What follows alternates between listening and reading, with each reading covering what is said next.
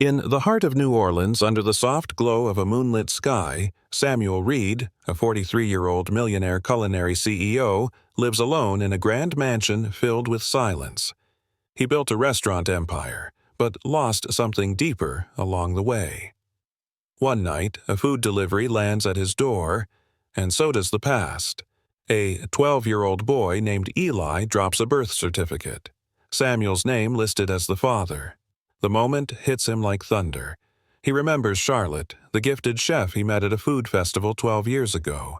Their romance ended with a goodbye, but now, their son stands before him. Eli and his twin, Noah, are struggling to care for Charlotte, who's battling cancer. Samuel rushes to her side only to learn she had tried to reach him for years. Letters intercepted, intentions misunderstood. He realizes too late that his success came at a heartbreaking cost. Now, with time slipping away, Samuel steps in. But as he begins to bond with the boys, Eli's passion for cooking, Noah's love for food photography, another storm brews. A greedy cousin threatens custody, forcing Samuel into a courtroom battle to protect the sons he never knew he had. Will the family survive and heal? And what does a wrinkled birth certificate, framed on a restaurant wall, truly mean?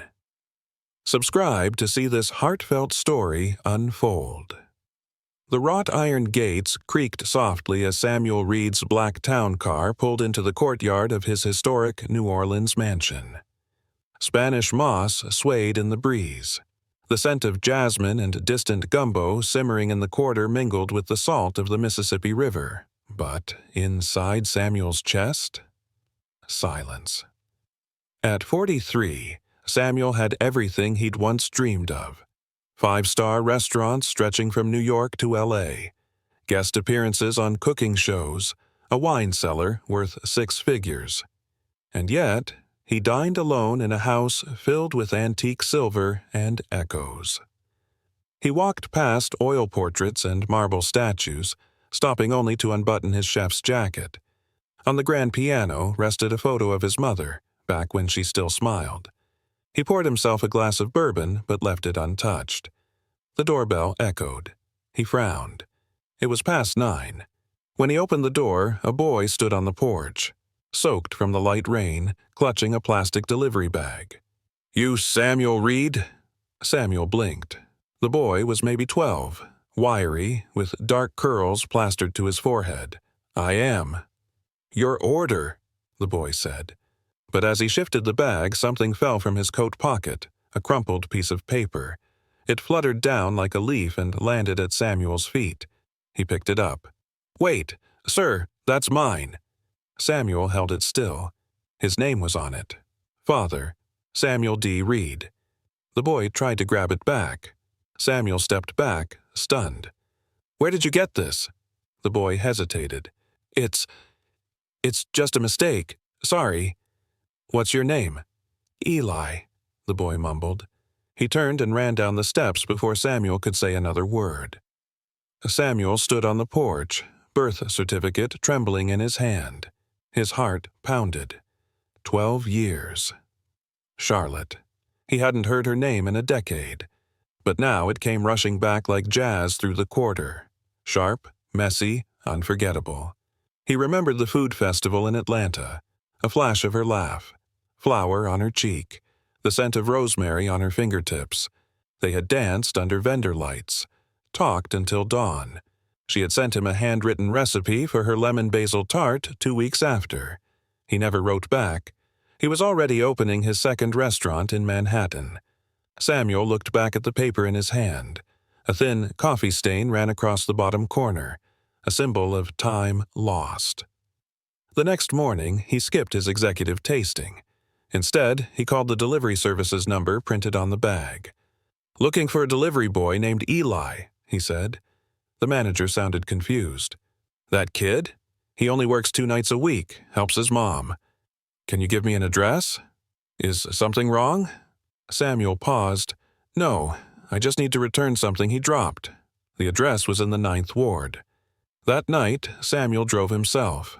The house was small, weathered wood, crooked steps, an old saint's flag draped over the railing. He knocked. Eli answered, eyes wide. "You shouldn't be here." "I need to speak to your mother," Samuel said. "Charlotte, right?" Eli didn't respond. A woman's voice called from inside, hoarse but familiar.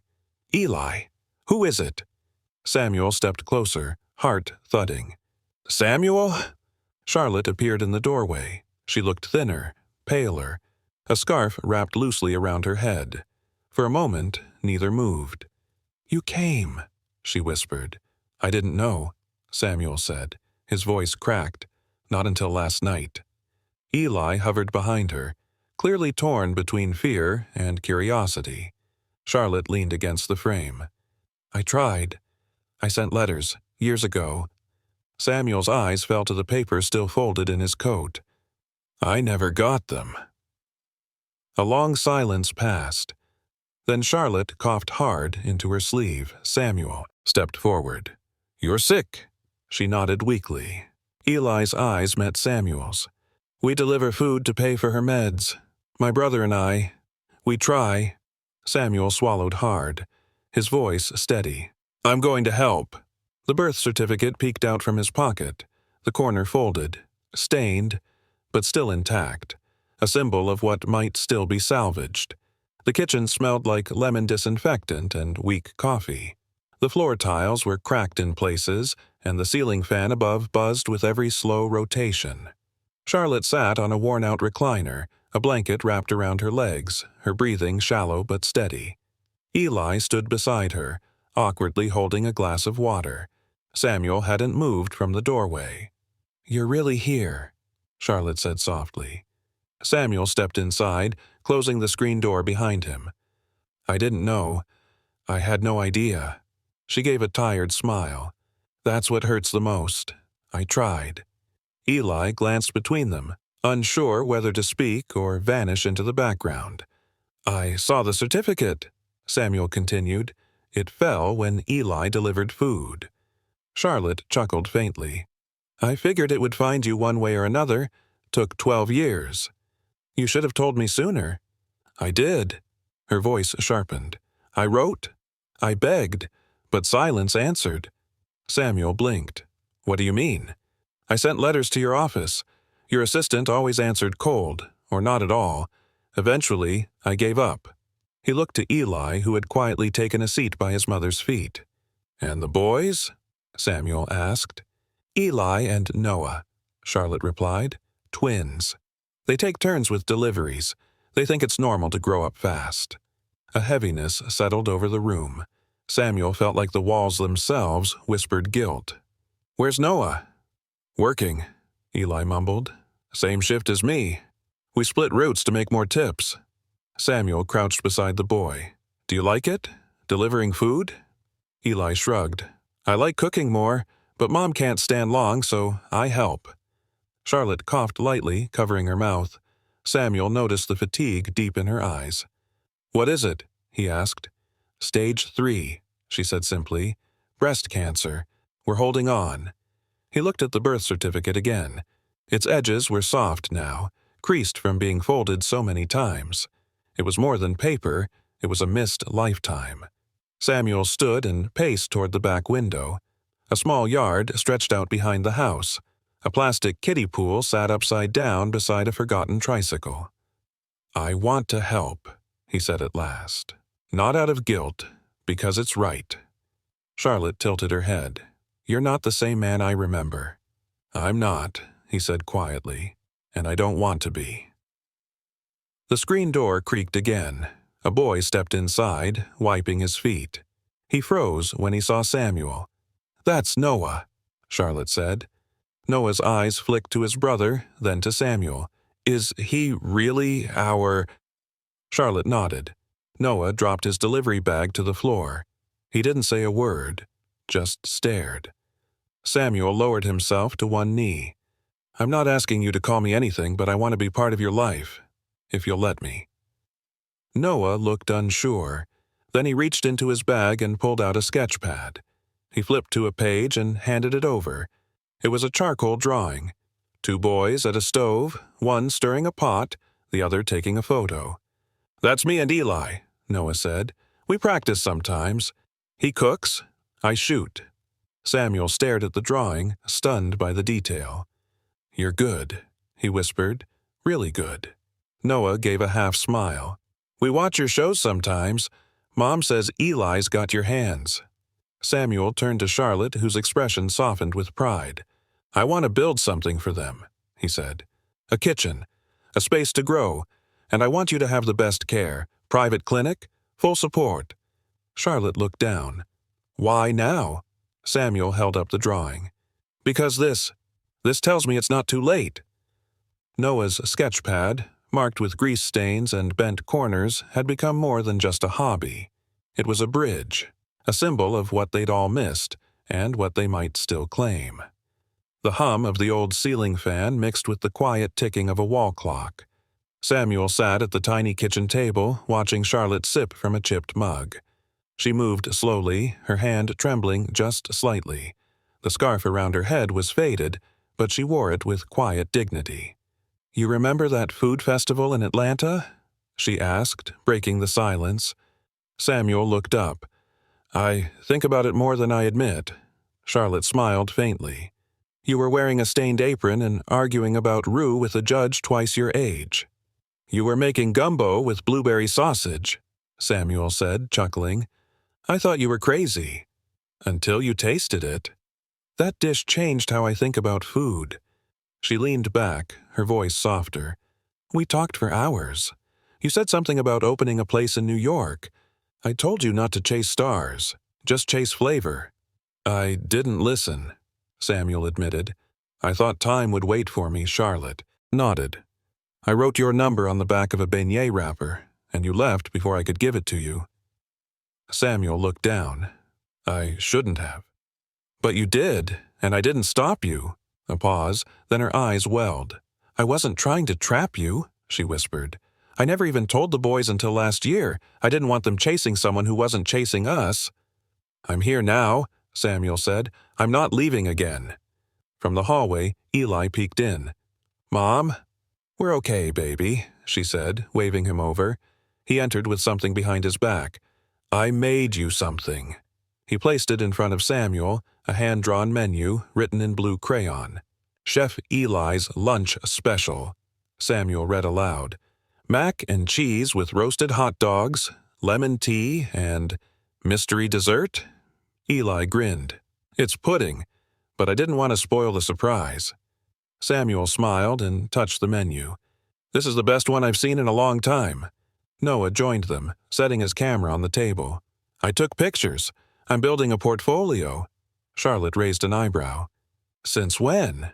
Since I decided I'm going to be food famous, Noah replied. But behind the lens. Samuel looked at the boys, heart full. Would you two want to visit my place sometime? I've got a test kitchen. You could cook, take photos, whatever you want. Eli gasped. Really? Just to visit? Noah asked, guarded. Just to visit for now, Samuel said. But I'd like more if you're open to it. Charlotte looked at her sons. It's your choice. Eli nodded without hesitation. I want to. Noah studied Samuel, then gave a slow, thoughtful nod. Samuel's gaze drifted to the menu again. The paper was wrinkled at the edges, but Eli had drawn little stars and flames around each dish. A tiny chef's hat in the corner read Reed's Jr. The name struck him. It was a symbol, innocent but meaningful, a quiet offering. Outside, the sky darkened as the streetlights flickered on. Samuel stood to leave. I'll come back tomorrow, he said to Charlotte. We'll talk about your treatment. She hesitated, then nodded. Thank you for not walking away again. As he stepped out into the humid night, the crayon menu tucked carefully in his coat pocket, Samuel realized something had shifted. Not just in the boys, or in Charlotte, but in himself. 12 years ago, he'd walked away from flavor, from love, from the warmth of something real. But tonight, under the moonlight and the rustle of magnolia leaves, he'd been given a second chance, and a child's drawing to prove it. The morning light filtered through the blinds of Charlotte's modest kitchen as Samuel returned, holding a brown paper bag filled with fresh produce from the French market. He placed it gently on the counter. "I brought breakfast," he said, trying to sound casual. "Eggs, fresh tomatoes, and some brioche." Eli perked up immediately. "We never get brioche." Samuel smiled. "Today, we do." Charlotte sat on the couch, thinner than the day before. Her breathing was slightly labored, but she watched her boys, alive with energy, like it was oxygen. Noah entered with his backpack half-zipped and a camera around his neck. "Mr. Reed, do you know how to make hollandaise sauce without a blender?" "Sure," Samuel replied, "but it'll test your patience." "I'm okay with that," Noah said. "Can I film it?" Samuel nodded. "Only if Eli helps cook." Eli grinned. "You're on." While the boys rummaged for pans and spoons, Charlotte whispered, "They haven't smiled like this in months." Samuel's tone shifted. "They shouldn't have to grow up this fast." Charlotte looked away, eyes glistening. "They work 5 nights a week. I had to stop treatments for a while. It got too expensive." Samuel's chest tightened. "We'll fix that." She met his eyes. "It's not charity I need. It's consistency." "I'm offering both," he said quietly. The boys returned, Eli proudly cracking eggs into a chipped bowl. The yolks wobbled, but his hands were steady. Noah filmed, adjusting angles with surprising instinct. As the pan sizzled, Samuel taught them about timing. When to flip, when to fold.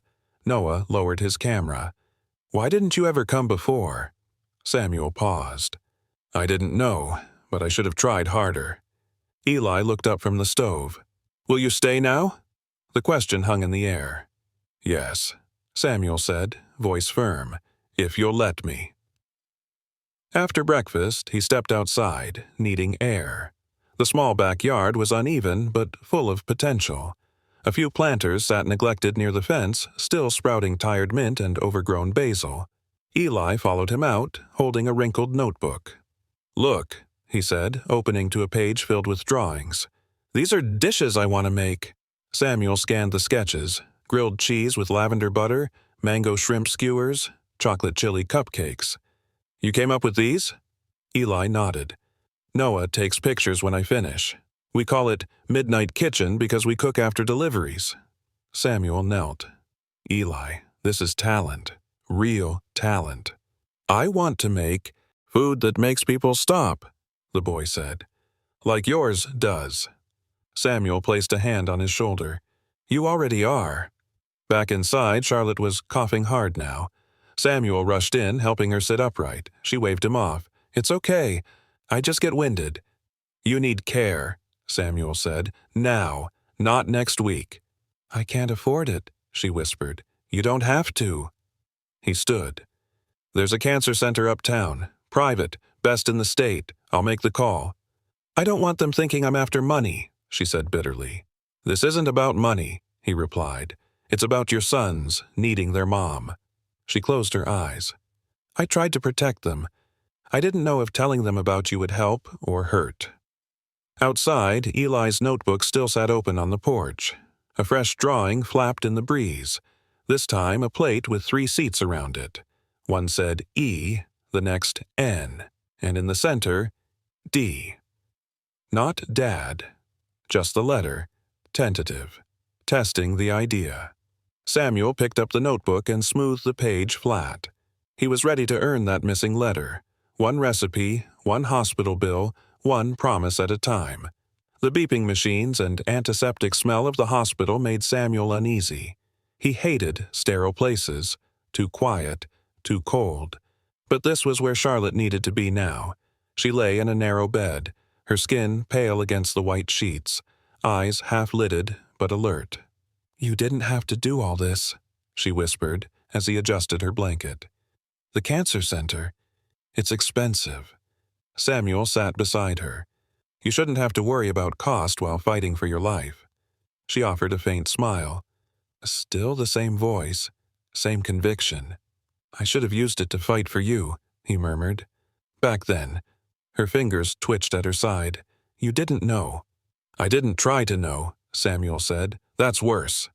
From the window, sunlight streamed across the table where Eli had left a hand-drawn card. "Get well soon, Mom." In the corner, he'd sketched a tiny chef's hat next to her name. Samuel reached over, holding the card up. "He made this morning." Charlotte blinked back tears. "They love fiercely." "I can see that." Just then, Eli peeked in, holding 2 small containers.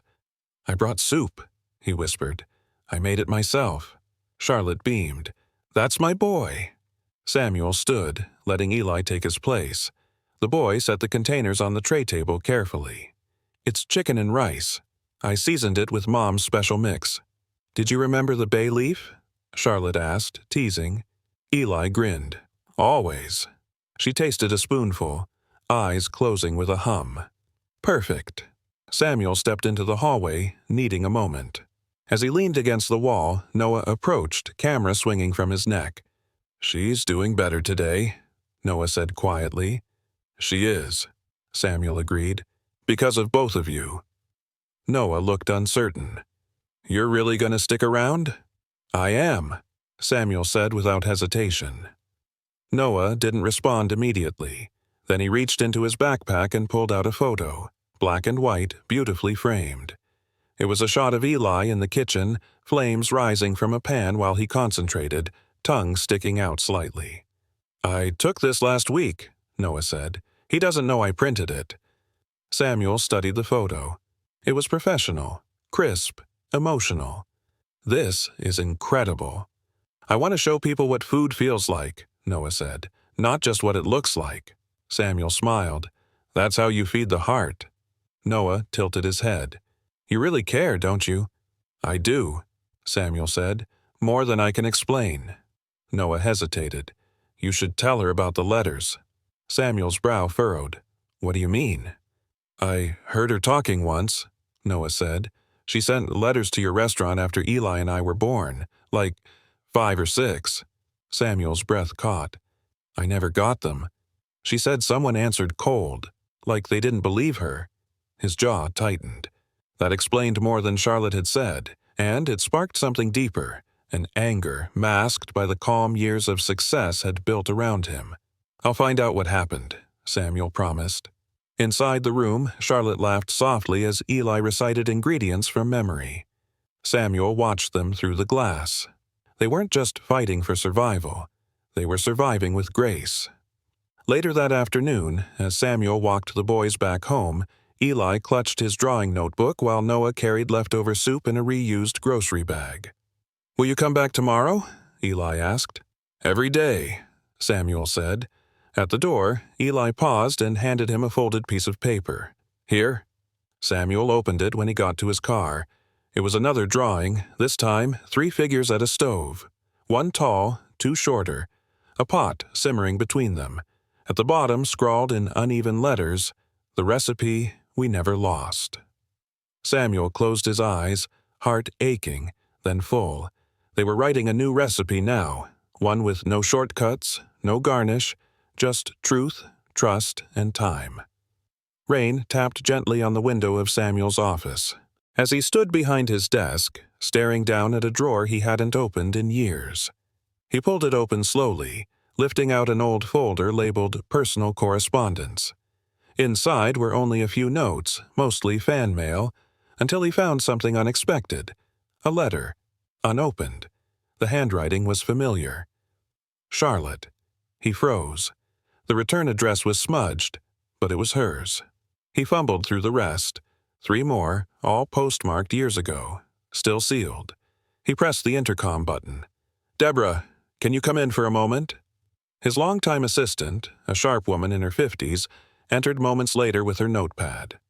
"These letters," Samuel said, placing them on the desk. "Why were they never given to me?" She glanced at them, eyes narrowing. "Those are from that Charlotte woman, aren't they?" His jaw clenched. "Yes, the mother of my children." "She sent several," Deborah said calmly. "I assumed she was looking for money or attention. You were going through expansions then, media requests, sponsorships. I protected your privacy." Samuel's voice dropped. "You threw away letters about my sons. She wasn't your wife. There was no confirmation, just claims and a birth certificate mailed later. I didn't want to risk your reputation." He stepped around the desk, inches from her.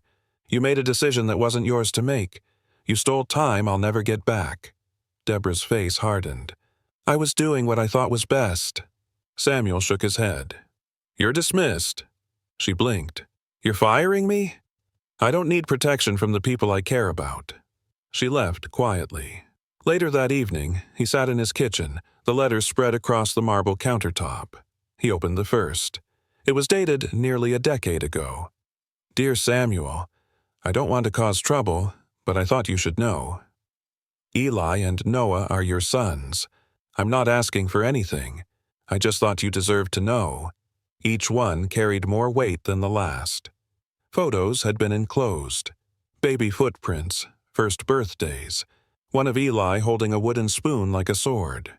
Samuel read them all twice, then placed them in a small cedar box he kept near the hearth, once used for rare spices. Now, it would hold something rarer: truth. The next day, he drove to Charlotte's hospital room.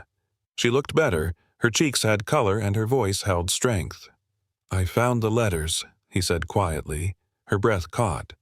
"You read them?" "My assistant kept them from me. I fired her." Charlotte looked down at her lap. "I thought maybe you just didn't want to know."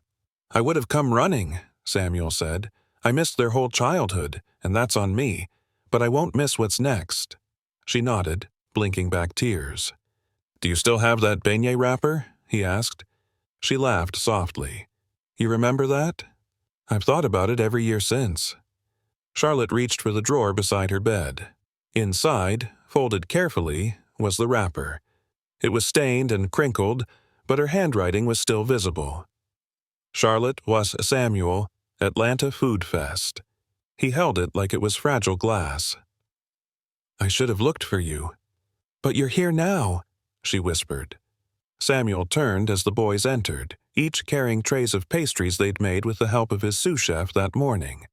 "Look what I made, Mom," Eli said proudly, holding up a raspberry tart with mint leaf garnish. Noah added, "And I got the lighting just right for the photo. Want to see?" Charlotte nodded eagerly. Samuel smiled, then glanced down at the wrapper in his hand. He folded it slowly, then tucked it into the same cedar box, now resting in his coat pocket. It was no longer just a forgotten souvenir. It was a symbol of what they had lost, and what they were finally beginning to reclaim. The next morning, under the warm glow of the kitchen pendant lights, Samuel stood at the stove, flipping pancakes while Eli read ingredients from a note card he'd written himself. 2 cups of flour, 1 teaspoon of cinnamon, and, "Dad, don't forget the vanilla." Samuel froze. The word had slipped from Eli's mouth so naturally, so effortlessly, it filled the room like music.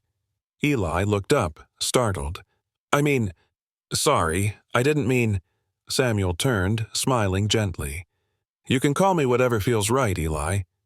Noah looked up from his camera lens, then back down, pretending not to be listening, but his hand trembled slightly as he adjusted focus.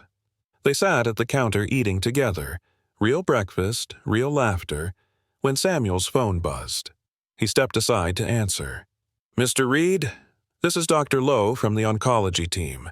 Charlotte's responding better than we anticipated. The new treatment is stabilizing her numbers." Samuel exhaled slowly. "Thank you. Please keep me updated daily." He turned back to the boys. "Your mom's holding steady." Eli cheered, slapping the counter. Noah didn't smile, but the relief in his eyes said everything.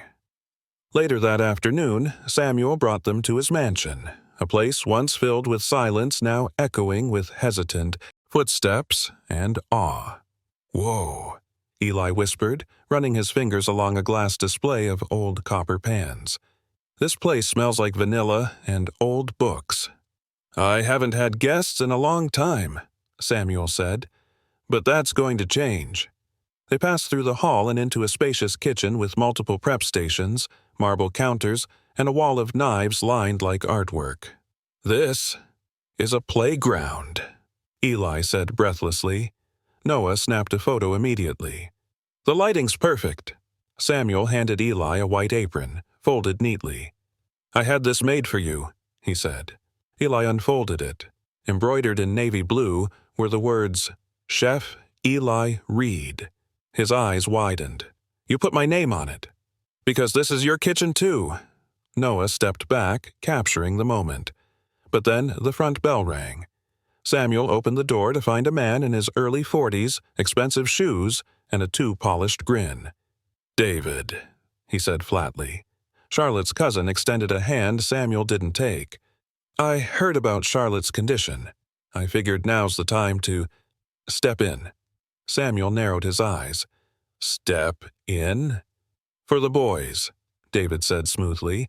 They shouldn't be shuffled between a hospital and a stranger's mansion. I'm not a stranger, Samuel replied. I'm their father. David smiled wider. Allegedly. Eli stepped into view behind Samuel. Who is that? Samuel stepped forward. He's no one you need to worry about. David raised his hands. I'll be filing for temporary guardianship. I have family ties. Courts usually favor blood relatives. You're not here for them, Samuel said quietly. You're here because you think there's money involved. David shrugged. Call it whatever you want. You'll be hearing from my lawyer. As he left, Noah stepped up beside his brother. Is he serious? Noah asked. Samuel shut the door, face calm, but voice tight. He's serious. But he hasn't called in years, Eli said. Mom doesn't even like him. Samuel looked at them both. He doesn't care about you, not the way I do, but we'll handle it. That night, while the boys slept in guest rooms for the first time, under crisp sheets, a full fridge, and soft nightlights, Samuel sat in his study. He opened the cedar box again. Inside was the beignet wrapper, Charlotte's letters, and now, the apron tag from Eli's gift. He held the tiny strip of cloth between his fingers and whispered, They're mine. Then he picked up the phone and dialed. Karen? It's Samuel. I need the best family lawyer in Louisiana. Tonight. The fire had started, and Samuel Reed was not backing down. The next week passed in a blur of flour, saucepans, and laughter. Samuel had transformed the unused wing of his mansion into a fully functioning test kitchen. 8-burner stove, butcher block counters, professional lighting. But it wasn't the stainless steel or imported spices that made it special. It was the sound of Eli humming while chopping onions. Don't cry, Chef, Noah teased, snapping a photo. Or is that just your heart breaking from the shallots? Eli grinned. No, it's the garlic. It's too emotional. Samuel watched from the doorway, a towel over his shoulder. You boys are dangerous in here. Dangerously good, Eli shot back, flipping a skillet with flair. On the wall, they'd hung one of Noah's prints, Eli plating a dessert with such focus that it looked like a magazine cover. Below it, taped carefully, was the first menu Eli ever wrote, now laminated and framed, a symbol of beginnings. That evening, after the last dish was washed, Samuel sat the boys down at the kitchen table. I spoke to the school board, he began. You've both been enrolled in culinary and visual arts enrichment programs. They start next month. Eli's eyes lit up. For real? Samuel nodded. With scholarships, full ride, and I'll be your transportation. Noah looked hesitant. What if Mom gets worse? Samuel's face softened. She's stable right now, and I promise, we'll take it one step at a time, together. The room was quiet for a moment. Then Eli whispered, I didn't think people like us got stuff like this. You do, Samuel said, because you've earned it. Later that night, Samuel stood in the hallway outside Charlotte's hospital room, holding her latest test results. The numbers weren't miraculous, but they were moving in the right direction. Inside, she rested peacefully, a slight smile playing on her lips. Dr. Lowe joined him. She asked for you earlier. Samuel entered quietly, pulling up a chair. Charlotte stirred. You look tired, she said. I've been running a 2-man kitchen all week. She chuckled. Let me guess, Noah refuses to use measuring cups. He says they kill the art. Charlotte opened her eyes. He's not wrong. He reached into his coat pocket and pulled out a drawing Eli had left on his desk that morning. It showed 3 people standing behind a counter. In the background, a window framed the New Orleans skyline. On the sign above the counter were the words Reed and Sons, Test Kitchen. Charlotte studied it, her throat tightening. He already sees it as a future. They both do. She held the drawing to her chest. Promise me, if something happens, you'll still believe in them like this. Samuel took her hand gently. I swear on every dish I've ever made. Back at the mansion, the boys had already fallen asleep. Eli with a spatula tucked under his pillow, Noah with his camera battery charging beside him. Samuel walked through the darkened test kitchen, flipping on the soft pendant light. The glow spilled over the counter, where a single cupcake sat on a plate. A note was taped beneath it. For you, Dad. Chocolate espresso. I made the ganache from scratch this time. Samuel took a bite. Rich, bittersweet, perfectly balanced. He smiled. Then he placed the note in the cedar box, next to the beignet wrapper and Charlotte's first letter. Each item was becoming a recipe of its own. Equal parts pain, memory, and redemption. And, for the first time, the taste of hope was stronger than regret. The knock came just after sunrise. Samuel opened the front door to find a sheriff standing beside David, who wore a smirk sharp enough to cut butter. Mr. Reed, the officer said politely, we've received a petition for emergency custody review filed by Mr. David Hensley. We're required to conduct a wellness check on the children. Samuel blinked. At this hour? Custody disputes don't keep office hours, David said smugly. Where are Eli and Noah? They're asleep, Samuel replied, holding firm, as they should be. Then I'll wait, David said, stepping into the foyer without permission. Samuel blocked him. You're not welcome here. The officer stepped between them. Sir, I'm just here to confirm the boys' well-being. Eli and Noah appeared at the top of the stairs, rubbing their eyes. What's going on? Eli asked. It's okay, Samuel said gently. Go back to your rooms. But David called up. Hey boys, it's your cousin David. Remember me? Eli frowned.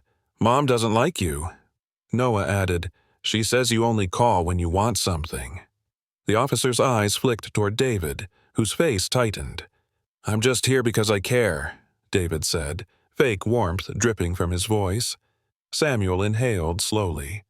Officer, would you like to speak to their mother? She's at St. Martin's Oncology. The lead physician can vouch for me. The officer hesitated, then nodded. That would be helpful. David huffed. This is a waste of time. Funny, Samuel replied. I was thinking the same thing. After they left, the boys joined Samuel in the kitchen. Is he really trying to take us away? Eli asked, voice quiet. Samuel nodded. He filed a motion. But we'll fight it. Why would he even want us? Noah asked. Samuel didn't sugarcoat it. Because to him, you're not family. You're leverage. Noah's hands curled into fists. He doesn't even know us. Samuel sat between them. That's why we're going to make sure the court does. The next day, they visited Charlotte together. She sat up in bed, hair wrapped in a scarf, pale but alert. I heard, she said as soon as they walked in. David always had a way of showing up when it benefited him most. Samuel placed a clipboard on her lap. I need your help, he said. If we're going to stop him, we need your words, notarized, clear, unmistakable. She nodded without hesitation and began writing. To whom it may concern. I, Charlotte Hensley, being of sound mind, do not consent to David Hensley gaining custody of my children. He has never contributed emotionally, financially, or morally to their lives. Tears welled in her eyes as she continued. When she finished, she slid the paper over and exhaled. This is all I can give them now. It's everything, Samuel said, placing the letter gently into a folder with the DNA results. Back at home, Samuel brought the boys into his study. Tomorrow, he said, we meet with my attorney. She's sharp, tough, and fully on our side. Eli looked worried. What if they ask us stuff in court? Then you answer from here, Samuel said, placing his hand over Eli's heart, and let them see who you really are. That night, the test kitchen was quiet. Noah sat with his camera, reviewing images, while Eli stood at the counter stirring a bowl of melted chocolate. He turned to Samuel. "I made something new." "What is it?" Samuel asked. Eli held up a small round truffle, dusted in cocoa and sea salt. "It's called Unbreakable. Want to try?" Samuel bit into it, bittersweet with a kick of orange zest. "You created this?" he asked, amazed. Eli smiled. "It's for Mom. She always says, even if we bend, we don't break." Samuel turned away briefly, hiding the sting in his eyes. He opened the cedar box and placed a tiny gold foil wrapper inside. A new symbol. Proof that love, even when tested, could forge something stronger than any threat. Unbreakable. Rain drizzled over the slate rooftops of New Orleans as Samuel stepped into the office of Karen Delgado, one of the city's top family attorneys. Her desk was already stacked with binders, legal pads, and 2 thick files labeled Reed v. Hensley. Karen looked up and smiled. "Samuel, I've reviewed everything. Charlotte's notarized letter, the birth certificates, and this," she tapped the envelope with the DNA test results, "makes your case rock solid." Samuel nodded. "David won't back off. He's betting you'll fold. But we're going to prove this isn't about wealth. It's about love, stability, intent." He placed a small sealed envelope on her desk. "And this is from Charlotte, a handwritten statement of her full timeline, from the first letter she sent to the day Eli delivered that food order." Karen took it carefully. "Then we're ready." That afternoon, Samuel returned home to find Noah sitting alone in the test kitchen, the camera in his lap. Eli's apron hung on a chair, splattered with ganache. "Where's your brother?" "In the greenhouse. He said he needed air." Samuel found Eli among the rows of herbs and citrus trees, seated on an overturned planter box, sketching something into a notebook. "You okay?" Samuel asked. Eli held up the drawing. It was a courtroom, with Samuel standing beside the boys. In the corner was David, drawn with squinty eyes and 2 white teeth. "You're going to fight for us, right?" Samuel sat beside him. "With everything I've got." Eli closed the sketchbook. "Even if they ask hard questions?" "Especially then." The next day, they sat in Karen's office again, this time with the boys beside them. Karen turned her laptop screen to face them, revealing a slideshow. "Each image tells a story," she said. "Noah, your photography. Eli, your menus. Your mother's letters. This is how we show the court what matters." She clicked to the next slide. A photo of Eli standing beside Samuel, both in aprons, laughing over spilled flour. "This," Karen said, "is love in motion." Later that night, Samuel placed a new item into the cedar box, the sketch Eli had drawn of the courtroom. It rested next to the cupcake wrapper and Charlotte's first letter, each item a chapter. The next morning, they met with the notary at the hospital. Charlotte signed her final affidavit in front of 2 witnesses, her hands trembling but her voice steady. "I need to know my boys are protected," she said.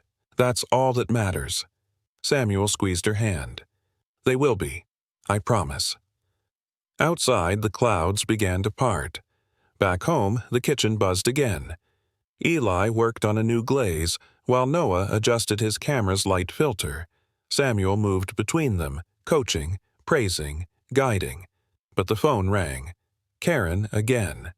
"David's attorney just submitted a motion to challenge Charlotte's mental competency," she said. Samuel's stomach dropped. "He's trying to discredit her." "He's desperate, but we'll counter it with medical affidavits and her video testimony."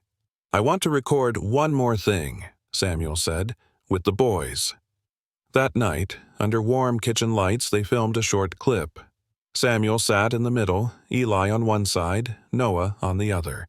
Eli looked into the camera and said, "He didn't know about us for a long time, but ever since he did, he hasn't missed a single moment." Noah added, "He doesn't just take care of us, he listens." Samuel wrapped an arm around them. "We're not perfect, but we're real, and this is family." After the recording ended, Samuel backed it up 3 times, cloud, USB, and a burned disk, then placed the disk into the cedar box. Another layer of truth. Tomorrow, they'd face the judge. But tonight, they had garlic bread in the oven, a lemon tart cooling, and the laughter echoing through the walls of a once lonely mansion. And somewhere in the middle of it all, a family was being built. One promise, one plate, one heartbeat at a time. The courthouse rose like a fortress against the morning sky. White stone, iron gates, and nerves that clutched Samuel's chest like a vice. Inside, he sat beside Karen at the long mahogany defense table. On the other side, David lounged smugly in a charcoal suit, his high-powered attorney whispering strategy. Eli and Noah sat behind Samuel, holding hands. The judge entered, silver-haired and sharp-eyed. "This is a petition for custody review of Eli and Noah Hensley, filed by Mr. David Hensley. Let's proceed." David's lawyer went first. "Your Honor, Mr. Reed is a wealthy businessman with no prior relationship with the minors. Our client, their blood relative, has stable housing and a genuine desire to raise them." Karen stood, calm and direct. "Your Honor, we will demonstrate that Mr. Reed has not only established a deep, nurturing relationship with his sons in a short time, but that Mr. Hensley's interest is financially motivated, not familial." The first witness was Dr. Lowe from the Cancer Center. "Charlotte Hensley made her wishes abundantly clear," she said. "She trusts Samuel Reed to care for her children. Mr. David Hensley never visited, never called." David's lawyer objected. "That's hearsay." "Withdrawn," Karen said smoothly.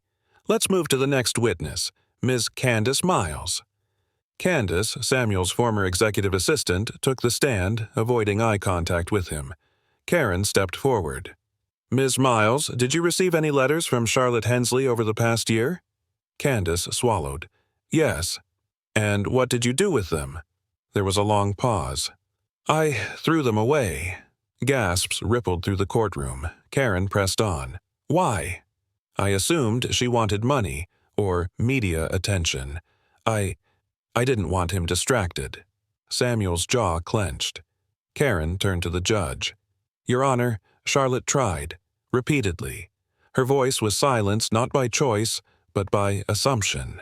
The judge nodded, scribbling something. David's lawyer quickly called him to the stand. "I love those boys," David said, hand on his chest. "I just want what's best." Karen approached him slowly. "Mr. Hensley, how often have you visited Eli and Noah in the last year?" David blinked. I've been busy." "How often did you contribute financially?" "I wasn't asked." "Did you know Noah likes photography?" Cameras?" "Did you know Eli can recite spice ratios from memory?" David said nothing. Karen stepped back. "No further questions." At last, Samuel rose. The judge called, "Mr. Reed, you may speak." He stood before the bench, steady and honest. "I didn't grow up knowing what kind of father I'd be, but the moment Eli dropped that paper, everything changed. I've been catching up ever since. Late nights, tears, first attempts. But this? This isn't about money. It's about showing up when it matters." He turned slightly. "And I will never leave again." The judge looked over her glasses. "Thank you, Mr. Reed." After a recess, the judge returned. "I've reviewed the documentation, witness statements, and video evidence." She paused. "In light of Ms. Hensley's notarized declaration, the DNA proof, and the admission from Ms. Miles, custody will remain with Mr. Reed. Additionally, the court recommends that Mr. Hensley have no further contact until reviewed." David shot to his feet. "You can't be serious." The bailiff moved in. "Sir," but it was Eli's voice that cut through. "You had 12 years to care. You chose today." David froze, and then, without another word, left the courtroom. Outside, Charlotte sat in a wheelchair under a shaded terrace, waiting. When the boys ran to her, shouting, "We won!" she pulled them close, tears in her eyes. Samuel knelt beside her. "We did it." She held out her hand, weak but proud. "You gave them more than a name, Sam. You gave them a home." Later that night, Samuel placed the court ruling into the cedar box. The gavel's image, embossed in gold, shimmered under the light. Justice, at last. But more than that, belonging. The air inside Samuel's mansion felt lighter, as if the walls themselves had exhaled after months of holding in breath. The court ruling was still fresh in his pocket, but the boys weren't waiting for fanfare. They burst through the front doors with Charlotte's medical bag in tow, eager to show her the room they had helped prepare. Samuel pushed her wheelchair gently down the hall. "Everything's been modified. Grab bars, softer lighting, even her favorite quilt from Atlanta." Eli swung open the door with a proud grin. "Ta-da!" Inside, warm colors bathed the walls. A framed photo of the three of them, taken outside the courthouse, rested on the nightstand beside a small vase of lavender. Charlotte's eyes brimmed with tears. It's perfect." Later that evening, as the sun dipped behind the wrought iron balconies, Samuel stepped into the kitchen to find Noah fiddling with camera settings. Eli stood at the stove, stirring something that smelled like brown butter and herbs. "Dinner's almost ready," Eli called out. "But no peeking." Samuel smiled. "I'll be in the garden." He walked outside and sat beneath the string lights they'd hung weeks earlier. Moments later, Charlotte joined him, wrapped in a shawl. "You still have that box?" she asked. Samuel nodded and pulled it from beneath the bench. The cedar box, weathered now, held layers of their story. He opened it, revealing the sketch Eli made of the courtroom, Charlotte's first letter, and now a photo of them standing victorious on courthouse steps. "I've kept everything," Samuel said. Charlotte took a shaky breath. "They're changing, aren't they?" "Every day," he said softly, "but so am I." Inside, the dinner bell rang, just 2 spoons tapping against wine glasses. The table was set beautifully, handmade napkin rings, mismatched vintage plates, and a single wax seal in the center of each menu. Samuel picked his up and read aloud. "Tonight's menu, justice and joy. Starter, garlic herb tartlets. Main, lemon rosemary chicken. Dessert, hope." Charlotte chuckled. "Your son named the dessert?" "Of course," Samuel grinned. "He said it's a lemon custard with graham cracker crust and a meringue swirl that looks like clouds lifting." Noah snapped a picture mid-laugh.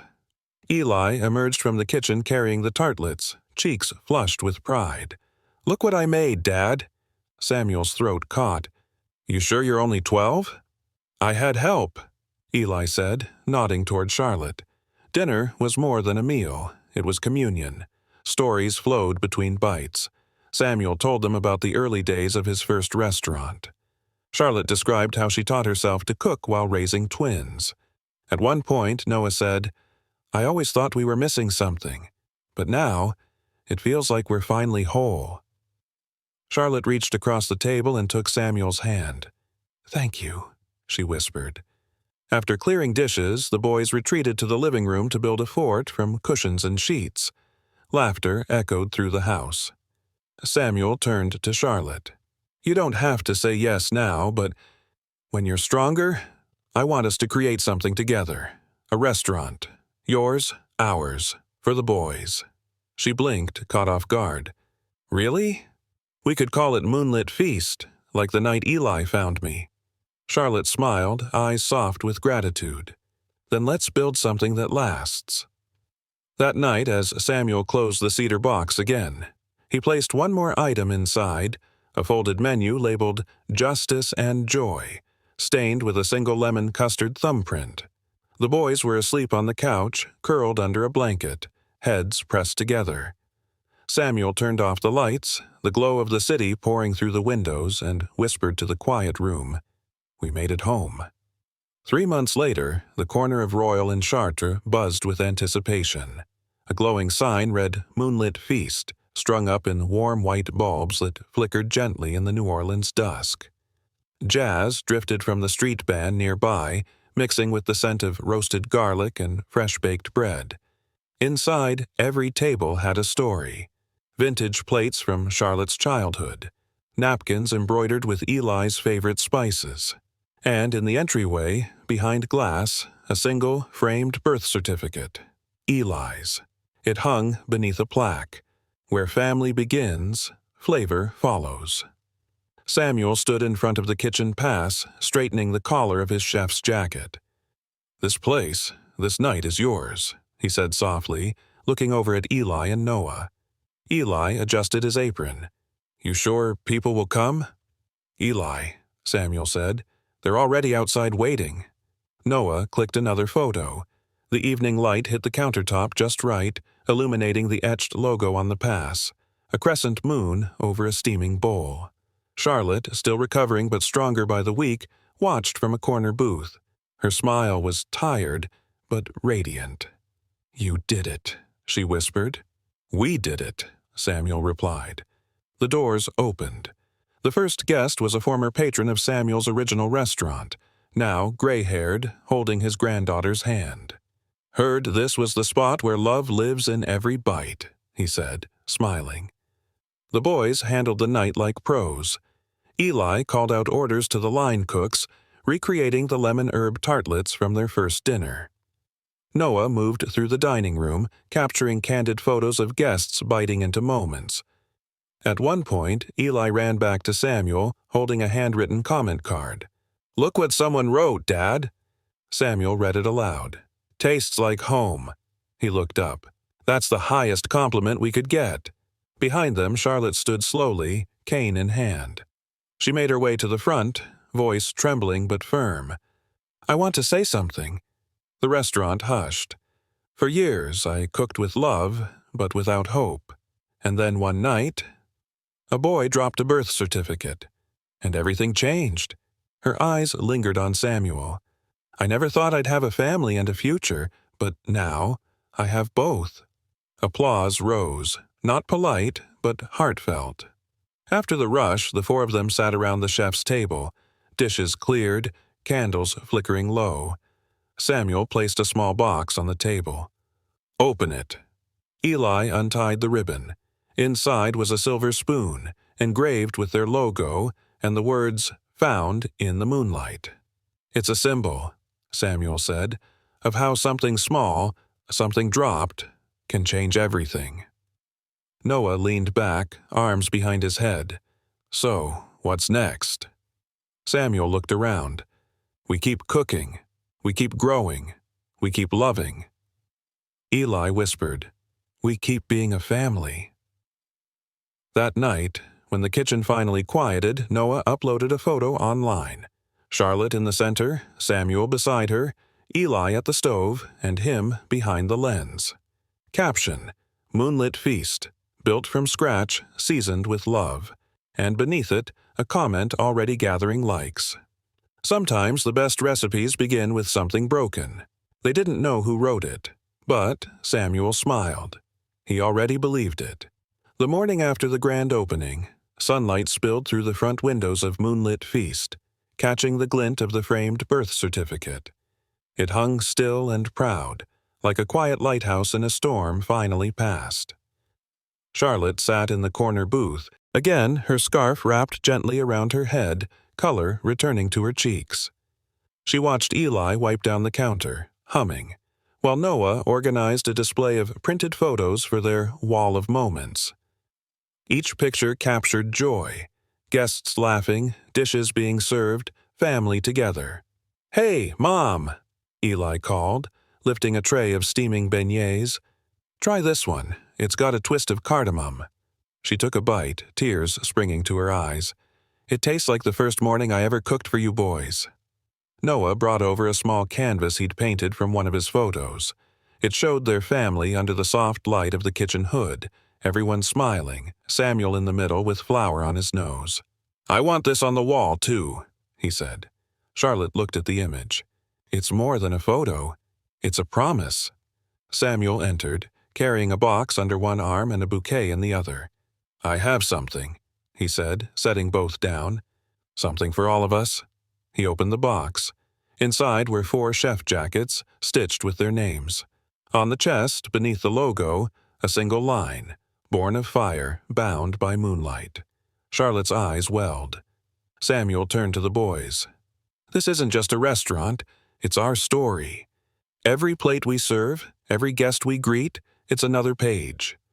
Noah picked up his jacket. "You sure you want a 13-year-old behind the counter?" "I'm sure I want my son there," Samuel said. They hugged, tight, long, and real. Later that evening, Charlotte stood alone on the front steps, looking out at the street lamps flickering to life. The city moved around her, music, footsteps, voices, but her heart felt still, held. Samuel joined her, placing his hand gently over hers. She glanced at him. "Did you ever imagine this?" He shook his head. "No, but I hoped for something like it. I just didn't know how to find it." She looked down at the symbol stitched on his jacket. "You did." From inside, Eli's voice rang out. "Dad, someone asked for your red beans and rice." Samuel smiled. "Coming, Chef Eli." He squeezed Charlotte's hand once, then turned to go. She watched him walk back inside, her boys behind the pass, her heart in the room, her future in motion. That night, as the last guest left and the lights dimmed, they stood in the quiet of the dining room. The air still held the scent of garlic and lemon, sugar and hope. Noah whispered, "It feels like home now." Charlotte nodded. "Because it is." Eli added softly, "And we made it together." Above them, the birth certificate stayed lit by a single bulb. Faded ink, wrinkled edges, and yet it glowed like gold. Outside, the moon hung over New Orleans, full and bright, just as it had the night Eli dropped the paper that changed everything. And somewhere, in the hush between laughter and sleep, the city exhaled. A family, once broken, now whole again. Bound not by blood alone, but by trust, forgiveness, and love rediscovered under the moonlight.